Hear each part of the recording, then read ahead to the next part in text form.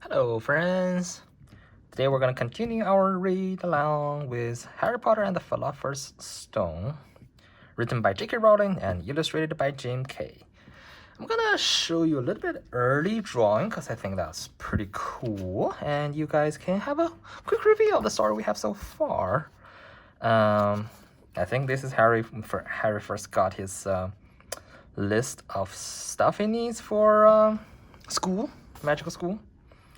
That is, what's the dog's name? Someone remind me.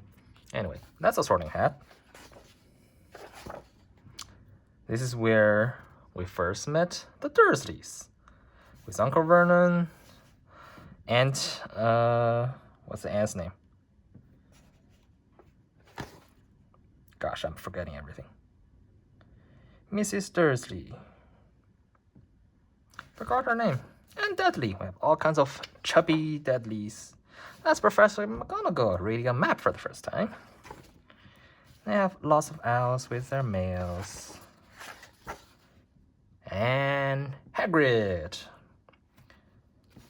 driving his motorcycle through the city to deliver Harry Potter to the Dursleys.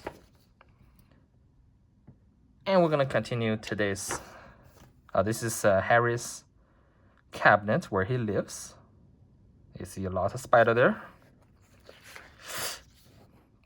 Dudley getting all his presents.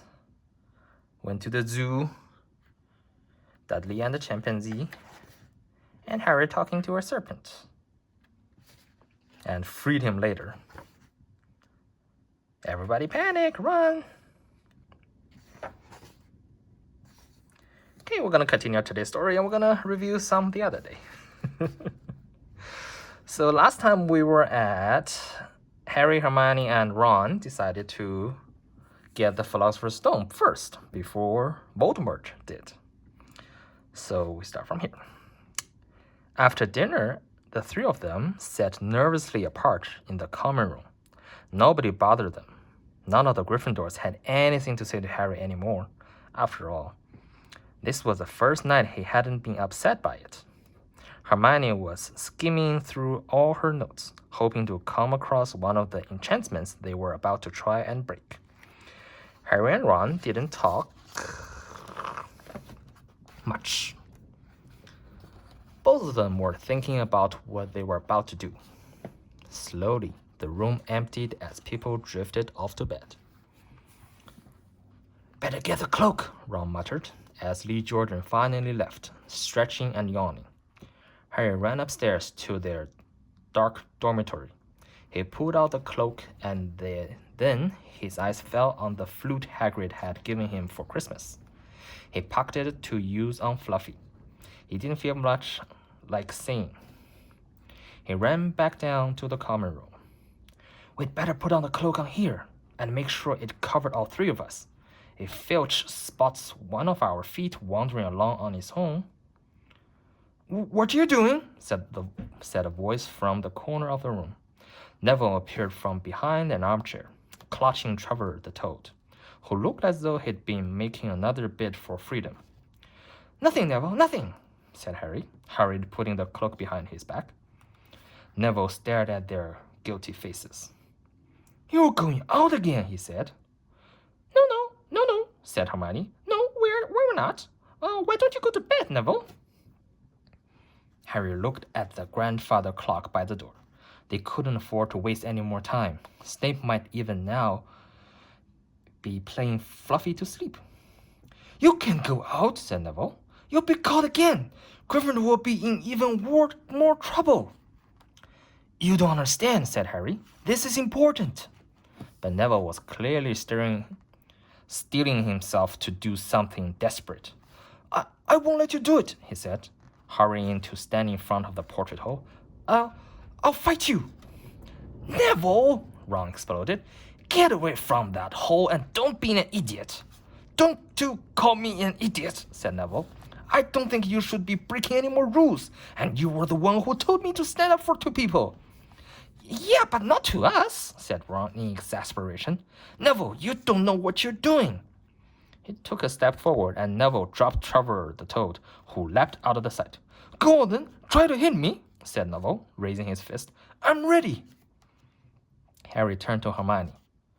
Do something, he said desperately. Hermione stepped forward. Neville, she said, I'm really, really sorry about this. She raised her wand. Petrificus totalis, she cried, pointing it at Neville. Neville's arms snapped to his sides. His legs sprang together, his whole body rigid. He swayed where he stood and then fell flat on his face, stiff as a board. Hermione ran to turn him over. Neville's jaws were jammed together so he couldn't speak. Only his eyes were moving, looking at them in horror. What have you done to him? Harry whispered. It's a full body bind, said Hermione miserably. Oh, Neville, I'm so sorry. We had to. Neville, no time to explain, said Harry. You'll understand later, Neville, said Ron, as he stepped over him and pulled on the invisibility cloak. But leaving Neville lying motionless on the floor didn't feel like a very good omen. In their nervous state, every statue's shadow looked like filch. Every distant breath of wind sounded like Peeves swooping down on them. At the foot of the first step of the upstairs, they spotted Mrs. Norris skulking near the top. Oh, let's kick her, just this once, Ron whispered in Harry's ears. But Harry shook his head. As they climbed carefully around her, Mrs. Norris turned her lamp-like eyes on them, but didn't do anything. They didn't meet anyone else until they reached the staircase up to the third floor. Peeves were bobbling halfway up, loosening the carpets so that people would trip. Who's there? He said suddenly as they climbed towards him. He narrowed his wicked black eyes. No, you're there, even if I can't see you. Are you a goalie or a ghostie or wee student beastie? He rose up in the air and floated there, squinting at them. Should call Filch. I should. If something are creeping around unseen. Harry had a sudden idea. Peeves, he said in a hoarse whisper. The Bloody Baron has his own reason for being invisible. Peeves almost fell out of the air in shock. He caught himself in time and hovered about a foot off the stairs. So sorry, your bloodiness, Mr. Baron, sir, he said greasily. My mistake. I didn't see you. Of course I didn't. You are invisible. Forgive old Peeves his little jokes, sir. I have business here, Peeves, croaked Harry. Stay away from this place tonight. I will, sir. I most certainly will, said Peeves, raising up in his air again. Hoping your business goes well, Baron. I will not bother you. And he scooted off. Brilliant, Harry, whispered Ron. A few seconds later, they were there, outside the third-floor corridor, and the door was already ajar. Well, there you are, Harry said quietly. Snape's already got past Fluffy. Seeing the open door somehow seemed to impress upon all three of them what was facing them. Underneath the cloak, Harry turned to the other two. If you want to go back, I won't blame you. There's Fluffy. The three-headed dog. He said, You can take the cloak. I won't need it now. Don't be stupid, said Ron. We're coming, said Hermione. Harry pushed the door open. As the door creaked, low, rumbling growls met their eyes. All three of the dogs' noses sniffed madly in their direction, even though it couldn't see them. What is that at his feet? Hermione whispered. Looked like a harp, said Ron. Snape must have left it there. It must wake up the moment you stop playing, said Harry. Well, here goes. He put Hagrid's flute to his lips and blew. It wasn't really a tune, but from the first note the beast's eyes began to drop. Harry hardly drew breath.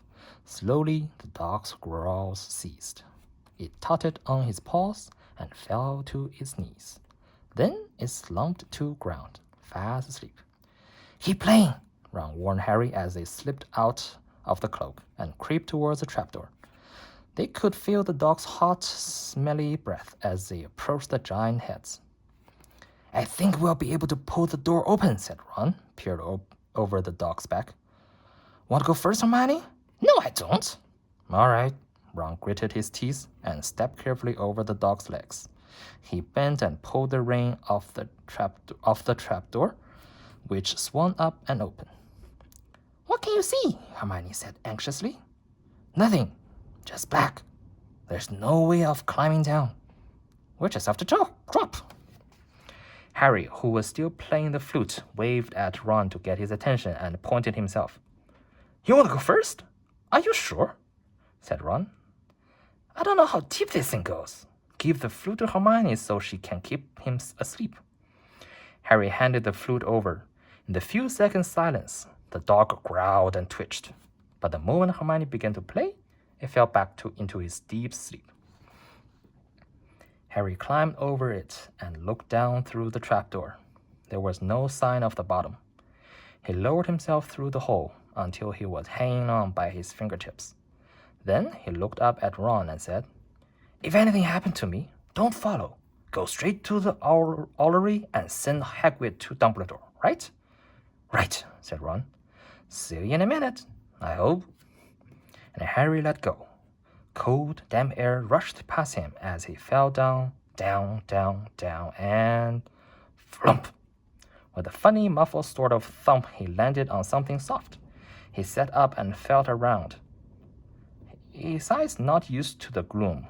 It felt as though he was sitting on some sort of plant. It's okay, he called up to the light of the size of a postage stamp which was at the open trapdoor. It's a soft landing. You can jump. Ron followed straight away. He landed sprawled next to Harry. What's this stuff? Were his first words. Don't know. Sort of plant thing, I suppose. It's here to break the fall. Come on, Hermione! The distant music stopped. There was a loud bark from the dog, but Hermione had already jumped. She landed on Harry's other side. So this is where they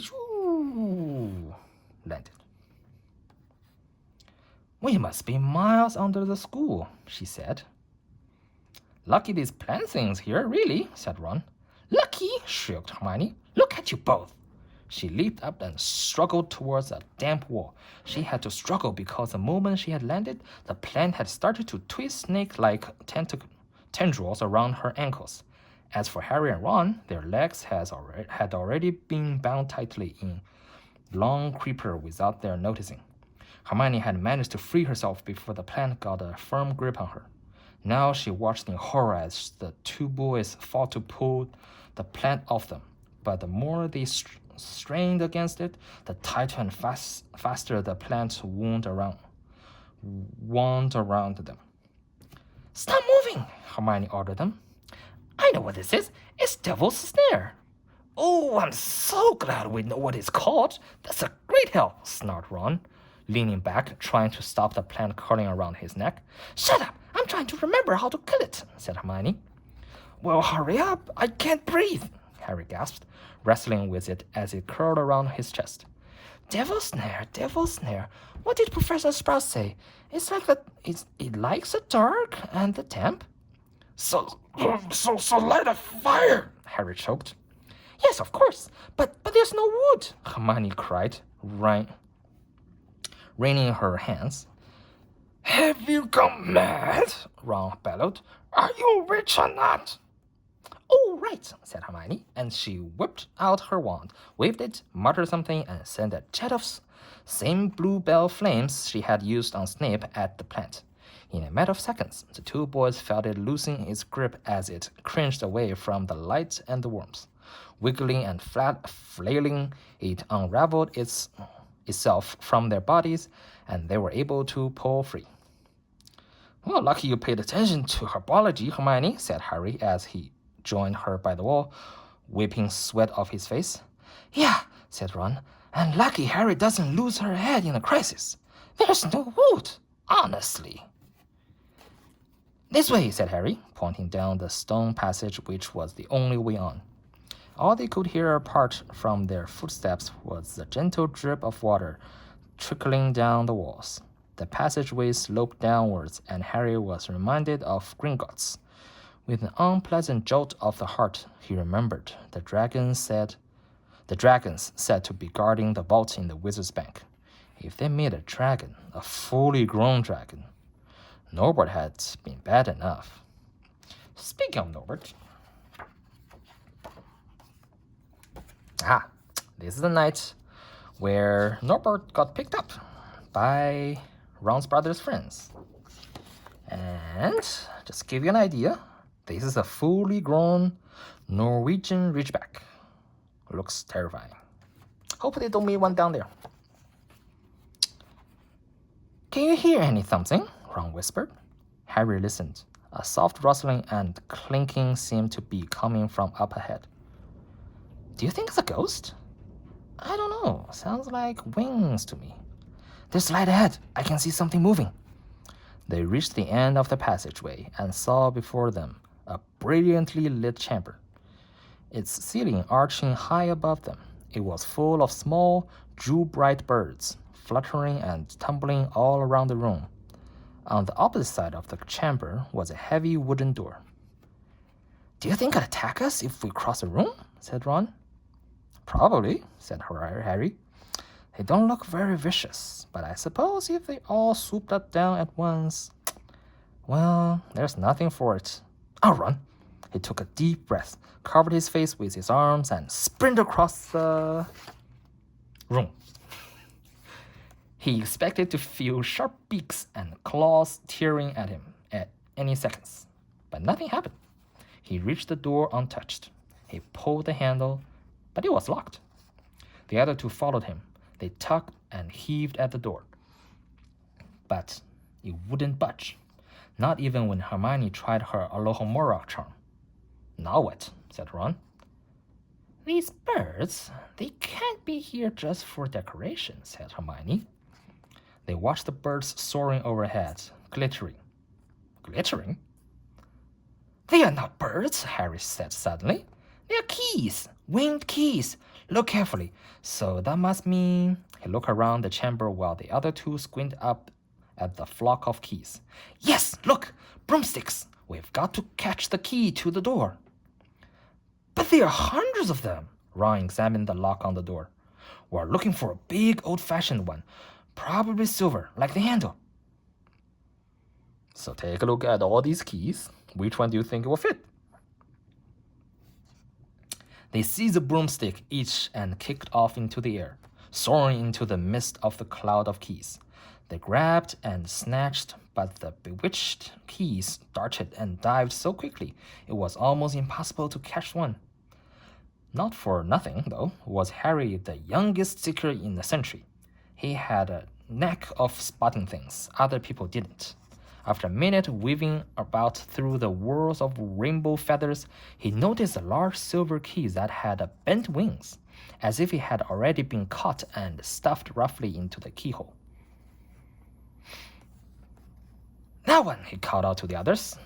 That big one. There. No, there. With bright blue wings. The feathers are all crumpled on one side. Oh, I think I spotted the right key here. Take a look at this page. A big silver one with blue wings, and one wing is a little bit crooked. Ron went speeding into the direction that Harry was pointing, crashing into the ceiling and nearly fell off his broom. We've got to close in on it, Harry called, not taking his eyes off the key with the damaged wing. Ron, you come at it from above. Hermione, stay below and stop it going down, and I'll try to catch it. Right now! Ron dived. Hermione rocketed upwards. The key dodged them both, and Harry streaked after it. It sped towards the wall. Harry leaned forward and, with a nasty crushing noise, pinned it against the stone wall with one hand. Ron and Hermione cheers echoed around the high chamber. They landed quickly, and Harry ran to the door, the key struggling in his hand. He rammed it into the lock and turned. It worked. The moment the lock had clicked open, the key took flight again. Looked very battered now that it had been caught twice. Ready? Harry asked the other two. His hand on the door handle. They nodded. He pulled the door open. The next chamber was so dark they couldn't see anything at all. But as they stepped into it, light suddenly flooded the room to reveal an astonishing sight. They were standing on the edge of a huge chessboard, behind the black chessmen, which were all taller than they were and carved from what looked like black stone. Facing them, way across the chamber, were the white pieces. Harry, Ron, and Hermione shivered slightly. The towering white chessmen had no faces. "Now what do we do?" Harry whispered. "Well, it's obvious, isn't it?" said Ron. "We've got to play our way across the room." Behind the white pieces, they could see another door. "How?" said Hermione nervously.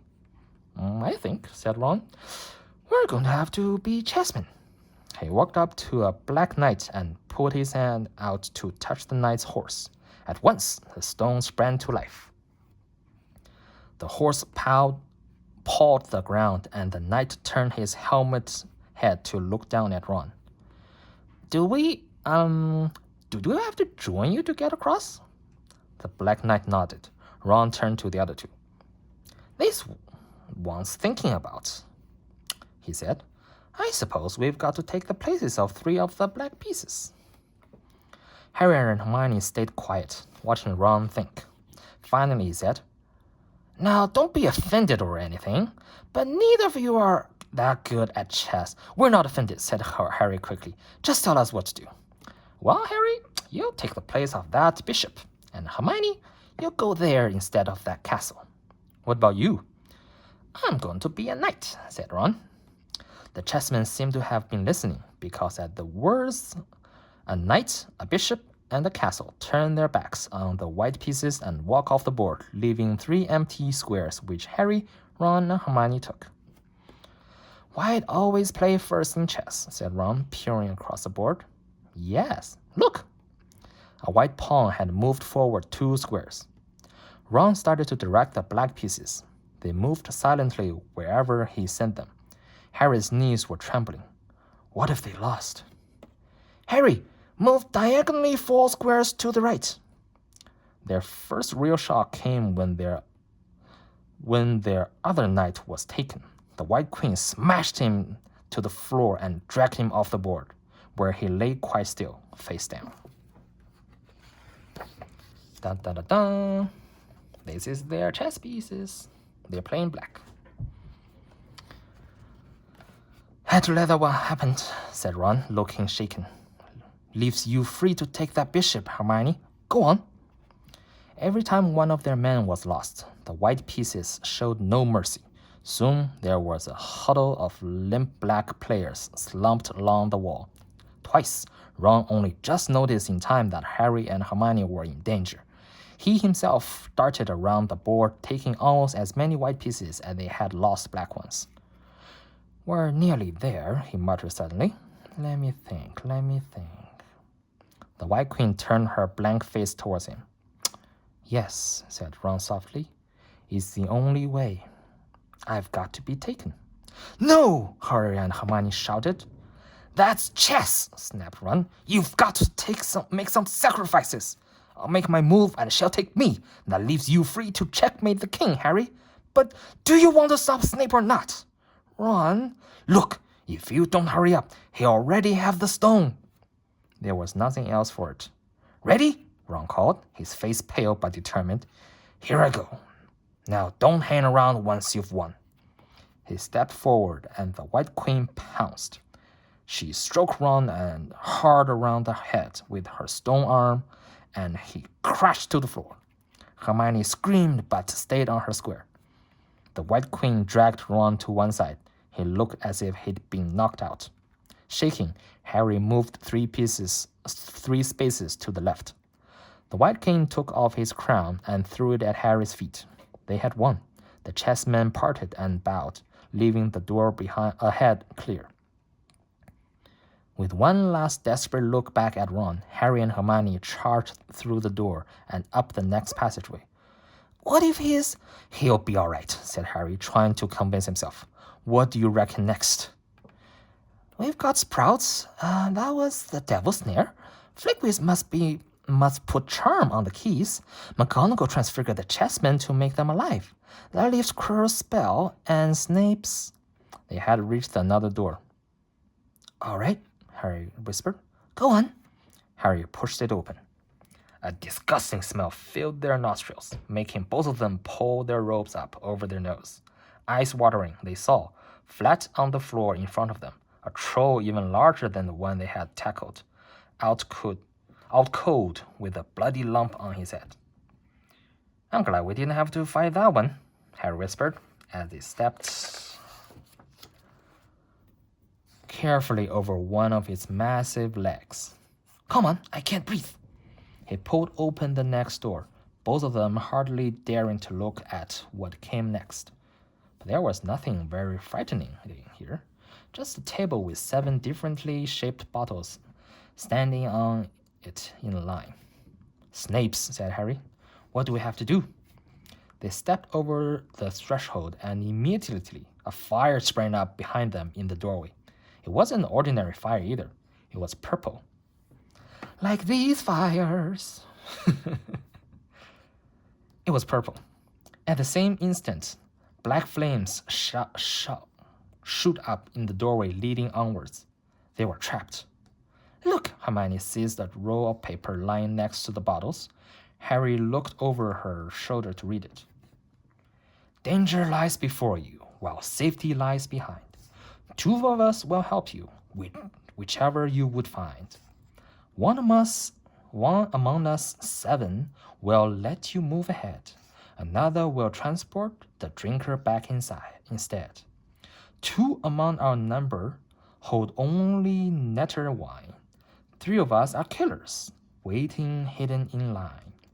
Choose unless you wish to stay here forevermore. To help you in your choice, we're giving you these clues for." First, however slyly the poison tries to hide, you will always find some on the nettle wine's left side. Second, different are those who stand at the either ends. But if you would move onward, neither is your friend. Third, as you see clearly, all are different size. Neither dwarf nor giant holds death in their insides. Fourth, the second left and the second on the right are twins once you taste them, though different are at first sight. Hermione let out a great sigh, and Harry, amazed, saw that she was smiling, the very last thing he felt like doing. "Brilliant," said Hermione. "This isn't magic, it's logic, a puzzle. A lot of the greatest wizards haven't got an ounce of logic. They'd just be stuck here forever." "But so will we, won't we?" "Of course not," said Hermione. "Everything we need is here on this paper. 7 bottles. 3 are poison, 2 are wine. 1 will get us safely through the black fire, and 1 will get us back through the purple." "But how do we know which to drink?" "Give me a minute." Hermione read the paper several times. Then she walked up and down the line of bottles, muttering to herself and pointing at them. At last, she clapped her hand. "Got it," she said. "The smallest bottle will get us through the black fire towards the stone." Harry looked at the tiny bottle. "There's only enough there for 1 of us," he said. "That's hardly 1 swallow." They looked at each other. "Which one will get you back through the purple flame?" Hermione pointed at the round bottle at the right end of the line. "You drink that," said Harry. "No, listen. Get back and get Ron. Grab brooms from the flying key room that get you out of the trapdoor, and plus Fluffy. Go straight to the owlery and send Hedwig to Dumbledore. We need him. I might be able to hold Snape off for a while, but I'm no match for him really." "But Harry, what if you know who's with him?" "Well, I was lucky once, wasn't I?" said Harry, pointing at his scar. "I may get lucky again." Hermione's lip trembled, and she suddenly dashed at Harry and threw her arms around him. "Hermione! Harry, you are a great wizard, you know." "I'm not as good as you," said Harry, very embarrassed as she let go of him. "Me?" said Hermione. "Books and cleverness. There are more important things. Friendship and bravery. And, oh, Harry, be careful." "You drink first," said Harry. "You're sure which is which, aren't you?" "Positive," said Hermione. She took a long drink from the round bottle at the end and shuddered. It's not poison? Said Harry anxiously. No, but it's like ice. Quick, go, before it wears off. Good luck. Take care. Go. Harry turned and walked straight. Hermione turned and walked straight through the purple fire.